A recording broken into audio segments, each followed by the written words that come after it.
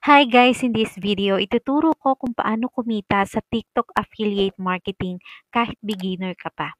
Like and subscribe para updated ka sa mga online earning tips ko. Ang TikTok affiliate ay isang program kung saan pwede ka mag-promote ng product sa TikTok shop.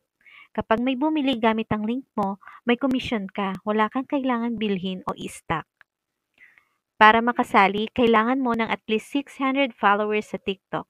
So focus muna sa paggawa ng content para ma-reach mo yan.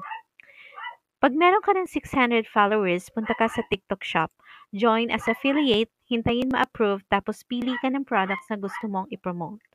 Gumawa ng short videos, reviews, unboxing, or tutorials. Itag mo yung product o ilagay sa bio yung affiliate link. Kapag may bumili, may kita ka agad. Makikita mo sa TikTok affiliate dashboard yung commissions mo. Pwede mong i-withdraw diretso sa account mo. Legit at mabilis. Ganun lang kasimple.